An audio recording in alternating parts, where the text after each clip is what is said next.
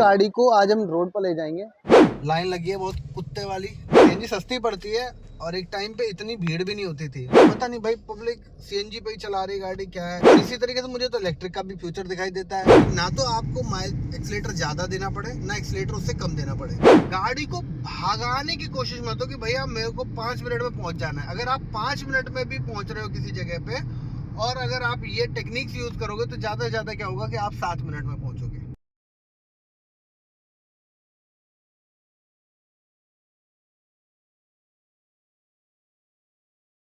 Hello and welcome to Motorverse. तो आज हमारे साथ है फिर से पंच का एडवेंचर सीएनजी मॉडल, ICNG जिसको बोलते हैं। और इस गाड़ी को आज हम रोड पर ले जाएंगे, इसका माइलेज टेस्ट करेंगे इन CNG सिटी के अंदर। आप कह सकते हैं पीक नॉन पीक, मतलब मिडिल काइंड ऑफ टाइमिंग पर। तो चलिए चलते हैं, बाकी बात हम गाड़ी में करेंगे आपके साथ। तो गाड़ी लेकर के निकलते हैं और आपको दिखाते हैं कि गाड़ी कितना माइलेज देती है। तो भाई अपन लोग पहुंच गए सीएनजी पंप। लाइन लगी है बहुत कुत्ते वाली। देखो यहाँ से लेके वहाँ तक। भाई सीएनजी की सबसे बड़ी बीमारी यही है ना, सीएनजी सस्ती पड़ती है और एक टाइम पे इतनी भीड़ भी नहीं होती थी। पर पता नहीं हो क्या रहा है, हर पंप पे आज की डेट में सीएनजी है पर लाइनें कम नहीं हो रही। पता नहीं भाई पब्लिक सीएनजी पे ही चला रही गाड़ी क्या है।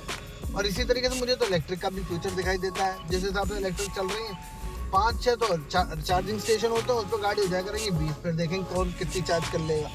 यही कहानी वहाँ पर भी। अब देखो नंबर आता है तब भरवाएंगे, दिखाते हैं आपको, इंतजार करो तो।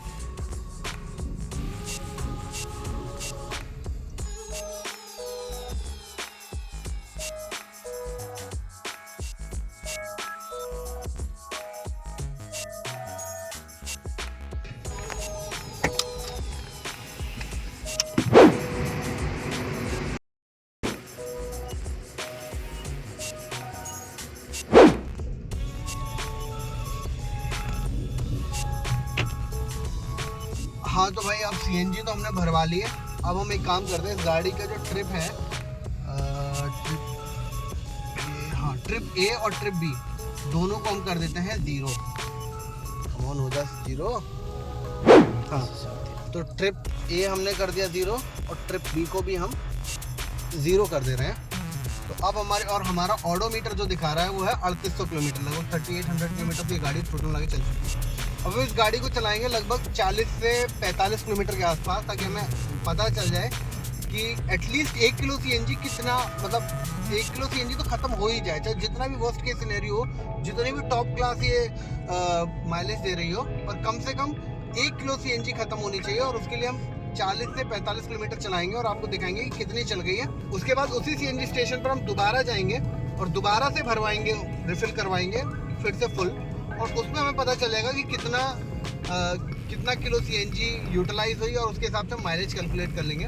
दूसरी चीज़, हम मार्जिन ऑफ एरर थोड़ा सा हो सकता है, क्योंकि जब प्रेशर भरा जाता है तो कभी 200 प्रेशर होता है, कभी 190, कभी 210, तो थोड़ा बहुत मार्जिन ऑफ एरर हो जाएगा। लेकिन फिर भी मान के चलेंगे कि लगभग 10% का मार्जिन ऑफ एरर हम कंसिडर करके पहले से ही चलेंगे। तो अब हम अपनी ट्रिप को शुरू कर रहे हैं और अब हम आपको आगे दिखाते जाएंगे। बीच बीच में मैं आपको टिप्स भी दूंगा कि आपको कैसे गाड़ी ड्राइव करनी चाहिए, ताकि आपको ज़्यादा बेटर तरीके से मैं समझा सकूँ।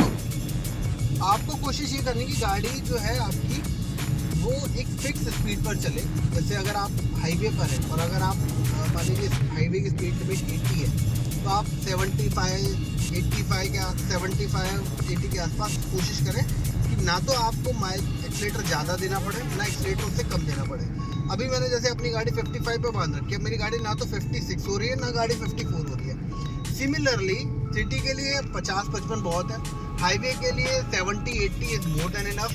अगर आप एक्सप्रेस वे पे चल रहे हैं तो आप सोच सकते हैं कि 90-95 तक आप जा सकते हैं। तो अगर आप कम एक्सीलेटर दे करके, अब जैसे अभी पंच की बात करूँ तो ये गाड़ी 1500 RPM पर 5वें गियर में 55 की स्पीड में चल रही है। अब इससे ज़्यादा ऑप्टिमम माइलेज आपको नहीं मिलेगी अगर आप गाड़ी को सिर्फ और सिर्फ लाइट फुट के साथ चलाते हैं। दूसरी चीज़, अगर आपको दूर से ट्रैफिक दिख रहा है, जैसे ये खाली रोड है, मुझे दूर तक की विजिबिलिटी आ रही है, मुझे दिख रहा है कि दूर ट्रैफिक लग गया है, गाड़ी मुझे रोकनी पड़ेगी, तो ऐसा नहीं करना कि मैं गाड़ी खींच के लिए जा रहा हूँ वहाँ तक और वहाँ जा करके ब्रेक लगा रहा हूँ। उसमें क्या होगा कि जो ब्रेक में पावर यूटिलाइज हुई वो गई तो एक्चुअल में इंजन से ही, तो आपको क्या करना है, आप अपनी गाड़ी का एक्सीलेटर छोड़ दो, गाड़ी को अपने आप स्लो डाउन होने दो। हर गाड़ी अपने आप गियर्स के अगेंस्ट स्लो डाउन हो जाती है। तो आपको बस ये करना है कि जैसे वहाँ पर अभी मुझे दिखाई दे रहा है कि वहाँ पर ब्रेकर है, तो मैं क्या करूँगा, अब मैं अपनी गाड़ी का एक्सीलेटर छोड़ दूँ। अब गाड़ी अपने आप थोड़ी स्लो डाउन होगी, इवेंचुअली तो स्लो डाउन करनी है मुझे, तो अपने आप स्लो डाउन। गाड़ी को भागाने की कोशिश मत दो कि भैया मेरे को 5 मिनट में पहुंच जाना है। अगर आप 5 मिनट में भी पहुंच रहे हो किसी जगह पे, और अगर आप ये टेक्निक्स यूज करोगे तो ज़्यादा से ज़्यादा क्या होगा कि आप 7 मिनट में पहुंचोगे। 2 चीज़ें इससे ऐड ऑन होंगी, एक आप गाड़ी को कंफर्टेबली, आसानी से और सुकून से चलाओगे, ये देखिए, ठीक है। और एकदम से फिर से दोबारा गाड़ी को भगाने की कोशिश नहीं करने देना है। आप अपने आरपीएम का बेनिफिट उठाओ। आपको ये समझना पड़ेगा, गाड़ी के अंदर जो आपको आरपीएम मिल रहे हैं, उन आरपीएम्स का आपको प्रॉपर बेनिफिट उठाना है। और 2000 आरपीएम के ऊपर आपको गाड़ी नहीं खींच लेगी। जैसे 2000 हो जाए, आप उसका गियर शिफ्ट करेंगे। 5वें गियर में आपकी गाड़ी, चूंकि आप स्पीड ज़्यादा बढ़ाते हो, तो उसमें आपके आरपीएम बढ़ेंगे, कोई प्रॉब्लम नहीं है, वो बढ़ने दो। पर जैसे जैसे आप गाड़ी के आरपीएम बढ़ाते हो, वैसे वैसे गाड़ी की स्पीड नहीं बढ़ती, ये आपको पहले समझ लेना है। और उसी हिसाब से आपको गाड़ी की माइलेज भी मिलेगी। तो अभी मेरी गाड़ी अगेन में 60 पे आ गया, मैंने 60 पे अपनी गाड़ी को क्रूज करना शुरू कर दिया धीरे धीरे। जिन लोगों की गाड़ी में क्रूज कंट्रोल है, डेफिनेटली आप लोगों को क्रूज कंट्रोल का फ़ायदा लेना चाहिए। आप 50-60 की स्पीड में आराम से गाड़ी को क्रूज करो, आपको माइलेज बहुत ऑप्टिमम मिलेगी, सिटी के अंदर भी मिलेगी और सिटी के बाहर भी मिलेगी। अभी हमने गाड़ी लगभग 7.5 किलोमीटर चला ली है, और अभी हम और इस गाड़ी को खींचेंगे, इसी तरीके से खींचेंगे। मेरे ख्याल से आज मुझे इस रोड पे, मैं यहाँ से नोएडा से ग्रेटर नोएडा जा रहा हूँ गवर्नमेंट से, तो इस रोड पर अभी ट्रैफिक नहीं है, पर एक पैच है जो कि अंडर कंस्ट्रक्शन है, तो उस पैच पर आपको थोड़ा सा ट्रैफिक भी मिलेगा और गाड़ी स्लो डाउन भी होगी, तो वो आप उसको ट्रैफिक कंडीशन मान लो और उस तरीके से आपको माइलेज का आउटपुट मिल जाएगा। तो अभी आगे चलते हैं, मैं थोड़ा सा टिप्स आपको थोड़ी देर के बाद बताता हूँ। आप देखिए, ये हम उसी पैच के बारे में, जिस पैच की मैं बात कर रहा था ना कि बहुत रफ पैच है, अंडर कंस्ट्रक्शन पैच है, उस पैच पर आ गए हैं। और यहाँ देखो, अब यहाँ गाड़ी बिल्कुल धीरे धीरे रेंगेगी क्योंकि पूरा टूटा फूटा रोड है। तो आप इसको एक उस कंडीशन को ही मान के चलो। लेकिन आपको, अगर आपके पास पंच जैसी गाड़ी है ना, तो आपको ये चिंता नहीं करनी कि ग्राउंड क्लियरेंस, क्या गड्ढे हैं, अरे कहीं भी बाढ़ दो, खेत में डाल दो गाड़ी, कोई दिक्कत नहीं है। बस खेत सूखा होना चाहिए, ऐसा नहीं भाई बिल्कुल वैसा डाल दिया तुमने, पता चला उसमें टायर में फंस गई। ये तो मजाक था, ऐसा करना है भाई। गाड़ी बनाई जाती है रोड पे चलाने के लिए, स्पेशली इस टाइप की गाड़ी है। अगर आपको ऑफ रोडिंग करनी है, खेतों वेतों में डालना है, तो 4x4 देखो, 4x4 में मिलेंगे आपको ये सारे मजे। ये इस टाइप का पैच जो होता है, कंफर्टेबली आराम से निकालने का कोई दिक्कत नहीं। तो अब गाड़ी के टोटल मिला के 10 किलोमीटर चल गए हैं, अभी और 10 किलोमीटर चलाएंगे, फिर हम वापस यू टर्न लेंगे और जिस पंप पर हमने सीएनजी पहले भरवाई थी, उसी पंप पर हम वापस सीएनजी भरवाएंगे ताकि चेक कर सकें कि क्या माइलेज निकली है। वैसे आप लोगों को, अगर आप लोगों के पास सीएनजी गाड़ी है पंच, तो आपको क्या माइलेज मिलती है, एक बार आप कमेंट बॉक्स में ज़रूर लिखना। और अगर आप सीएनजी कंसीडर कर रहे हैं, देखिए CNG is good for people जिनको डेली कम से कम नहीं तो 100 किलोमीटर या फिर 80 किलोमीटर गाड़ी चलानी है, उनके लिए सीएनजी सेंस बनाती है। अगर आपकी गाड़ी है ना, आप घर पे खड़ी रखते हो या जनरली आपको हर रोज़ गाड़ी नहीं निकालनी पड़ती है, तो मेरे ख्याल से सीएनजी आपके लिए सेंस नहीं बनाती। अब रीज़न समझाता हूँ, ध्यान देना इस बात पे।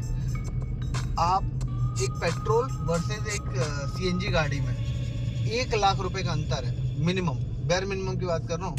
पेट्रोल फिटिंग और सीएनजी फिटिंग में लगभग 1 लाख किलोमीटर का, 1 लाख रुपए का अंतर आता है। और मान लेते हैं कि सीएनजी गाड़ी आज की डेट में जो नोएडा में है, लगभग 80 रुपये की सीएनजी है और 96 रुपये का पेट्रोल है। 80 रुपये में गाड़ी चलती है, मान के चलता हूँ मैं 30 किलोमीटर, और हाईवे पे ही चलेगी ये गाड़ी ऑब्वियसली 30 किलोमीटर, और पेट्रोल पे वही गाड़ी चलती है लगभग 20 किलोमीटर, 20 से 21 किलोमीटर। तो आप ये समझिए कि आपको 1.5 गुना बेनिफिट मिलता है। तो अगर आप हिसाब लगाएं तो 1 लाख रुपया में डिवाइड बाई 2 कर देता हूँ, 50,000, यानी कि जब आप 50,000 किलोमीटर चला लोगे गाड़ी को, तब जाकर के आप उसकी कीमत वसूल कर पाओगे जो आपने सीएनजी किट के साथ गाड़ी खरीदी है। अब अगर आपने अपने लाइफ स्पैन में ये गाड़ी, अब मान के चलता हूँ मैं, आपने 5 साल में अगर 50,000 किलोमीटर चला ली, गाड़ी वेल एंड गुड, आपका पैसा रिकवर हो गया। पर 10 साल में जाकर आपने चलाई तो डेप्रिशिएशन ज़्यादा हो गया उस गाड़ी का। तो आपने जो 50,000 किलोमीटर चलाई, तब जाकर के आपकी CNG की कीमत वसूल होगी। अब कई लोग मैंने ऐसे देखे हैं जो लोग गाड़ी खरीदते हैं, गाड़ी खरीदने के बाद 10 साल चला के वो गाड़ी बेचते हैं। जैसे वन ऑफ माई फ्रेंड, उसके पास फोर्ड की इको स्पोर्ट है और करीबन 6 साल में उस बंदे ने गाड़ी 12-12,500 किलोमीटर चलाई है। तो ऐसे इंसान को अगर वो CNG गाड़ी ले लेता है, उसके लिए कोई सेंस नहीं बनता। तो आपको समझना पड़ेगा कि गाड़ी आपके लिए कौन सी सूट करती है और आपको कौन सी गाड़ी लेनी चाहिए। तो भाई 20 किलोमीटर हो गए हैं पूरे के पूरे, और यहाँ पर आ गया हमारा गोल चक्कर। बाई चांस की बात है कि 20.2 पर ही आ गया गोल चक्कर, तो हम गोल चक्कर ले लेते हैं, वापस यूटर्न लेते हैं, उसी रूट पर जाते हैं जिस रूट से हम आए थे, और CNG को वापस फिल कराते हैं। क्योंकि 40 लगभग 40 किलोमीटर चल जाएगी, और 40 किलोमीटर में 1 किलो CNG तो कम से कम ख़त्म हो ही जाएगी। मैं नहीं एक्सपेक्ट करता कि भाई इससे ज़्यादा ये गाड़ी माइलेज दे सकती है। खासतौर पर पंच, मैं टाटा इसी जगह मारुति होती तो मैं बिल्कुल भरोसा कर सकता हूँ कि वो इससे भी ज़्यादा माइलेज दे देगी, बट टाटा पे मैं इससे ज़्यादा भरोसा कर नहीं सकता। तो उसी हिसाब से मैं लेकर चल रहा हूँ कि होपफुली मुझे 40 किलोमीटर में 1 किलो CNG तो 100% खत्म हो जाएगी। तो आपको एक्चुअल फैक्ट्स एंड फिगर्स आपको दिख जाएंगे, रियल लाइफ में आपको कितनी माइलेज मिलेगी। देखो ऐसा है, मैं माइलेज अगर ऑप्टिमाइज करके इस गाड़ी को चलाता, प्रॉपर ऑप्टिमाइज करके, जैसे मैंने कई बार माइलेज टेस्ट किए हैं और उन कंडीशंस में मैं बिल्कुल ऑप्टिमाइज करके गाड़ी चलाता हूँ। जैसे गाड़ी निकालो, पेट्रोल या CNG भरवाओ और सीधा हाईवे टच कर लो, और हाईवे पे आप 60 से 70 की स्पीड में चलाओ, उनकी भी टॉप स्पीड मत टच करो। तो उस कंडीशन में आपको जो माइलेज मिलेगी ना, वो आपको वो माइलेज मिलेगी जो आपको बेस्ट निकल सकती है। पर मैं वो नहीं निकाल रहा हूँ, मैं निकाल रहा हूँ अगर आप अपने डेली रूटीन में गाड़ी चलाते हो तो आपको कितना माइलेज मिल सकता है रियल लाइफ। और इसीलिए जो रोड भी मैंने ली है, अगर आप ध्यान दें तो ट्रैफिक भी है इन रोड्स पे, खाली भी है, क्योंकि एवरेज होता है ड्यूरिंग टायर 2 टायर 3 सिटी में। टायर 1 सिटी जैसे कि दिल्ली मुंबई की बात नहीं कर रहा हूँ मैं, क्योंकि ऑडियंस जो है ना, देखिए पूरे भारत में ना जितने शहर हैं उनमें सारे टायर 1 शहर नहीं है। तो हमें टायर 2 टायर 3 लोगों के बारे में भी सोचना पड़ेगा। और टायर 2 टायर 3 सिटी में आपको ऐसे ही रोड मिलेंगे कि रोड लगभग खाली होंगे, चलता हुआ ट्रैफिक होगा, आप 40-50 की स्पीड में चलाएंगे, आपको कभी कोई ब्रेक्स लगाने की जरूरत नहीं पड़ेगी। उस तरीके से लेकर के चल रहे हैं। ये ग्रेटर नोएडा का एरिया है, प्लान्ड सिटी है, इस वजह से यहाँ पर भी आपको ट्रैफिक उतना ज़्यादा नहीं मिलता। तो अभी हो गए हमारे 20 किलोमीटर, अब मैं आपको मिलता हूँ 30 किलोमीटर पे, और फिर से बात करते हैं आगे।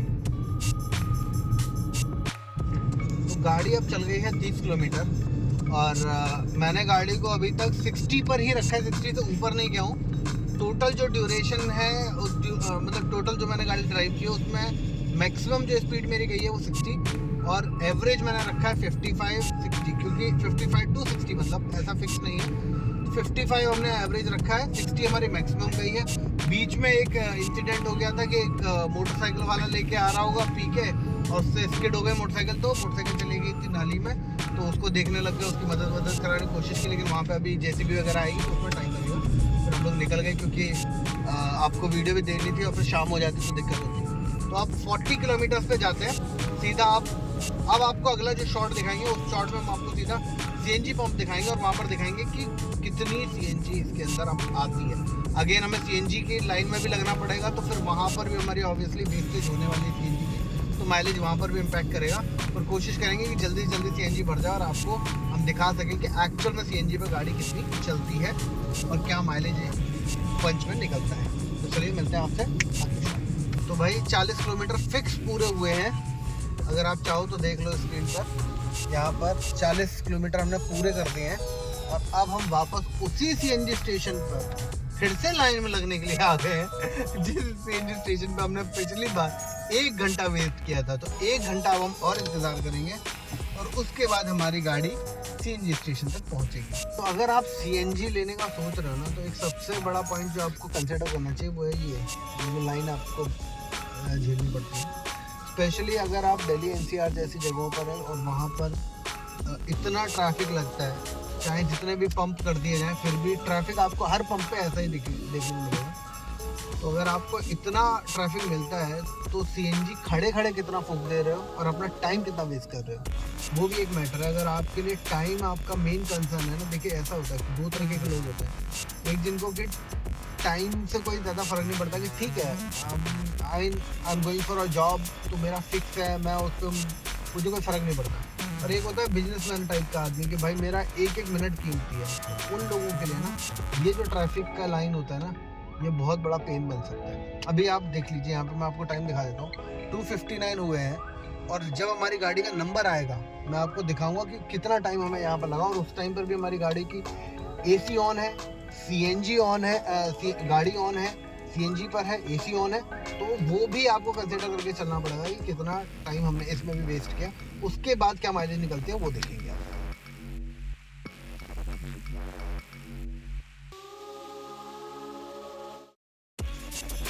तो ये तो टोटल मिला के हमने 40.1 किलोमीटर गाड़ी चलाई है और 1.4 kg हमारी सीएनजी लगी है। डिवाइड किया मैंने तो कैलकुलेशन आती है 28.6। तो सिटी ड्राइव में during day at the speed of around 55-60 गाड़ी आपको 28.5 का माइलेज दे रही है। बहुत अच्छा माइलेज है ये। अगर आप सिटी में पीक आवर्स में भी निकालेंगे ना तो भी गाड़ी आपको हंस के 24 का माइलेज दे देगी। 4 से ज़्यादा का डिफरेंस नहीं आने वाला, क्योंकि सीएनजी ऑप्टिमम होकर के चलती है। और जिसमें हमें 20 मिनट गाड़ी सीएनजी स्टेशन पर खड़ी रखनी पड़ी है। तो आप समझ लीजिए 20 मिनट का आपका ऐसा स्ट्रेच है जो बम्पर टू बम्पर अटका हुआ है, तो भी गाड़ी आराम से आपको 28 तक का भी माइलेज दे सकती है, अगर आप जिस तरीके से मैंने बताया उस तरीके से गाड़ी चलाते हैं। तो अब आप भी मेरे तरीके को आजमाइए और एक बार आप अपनी गाड़ी का माइलेज टेस्ट कीजिए और उसके बाद आप कमेंट में ज़रूर बताइए कि आपको गाड़ी में कितना माइलेज है। मैं उम्मीद करता हूं कि आपको हमारी आज की वीडियो पसंद आई होगी, तो वीडियो को लाइक करें, अपने दोस्तों के साथ शेयर करें। ऐसे ही और इन्फॉर्मेटिव वीडियोस देखने के लिए आप हमारे चैनल को सब्सक्राइब जरूर करें। अब मैं आपसे विदा लेता हूं, मिलूंगा अगले वीडियो में। तब तक के लिए खुश रहिए, स्वस्थ रहिए।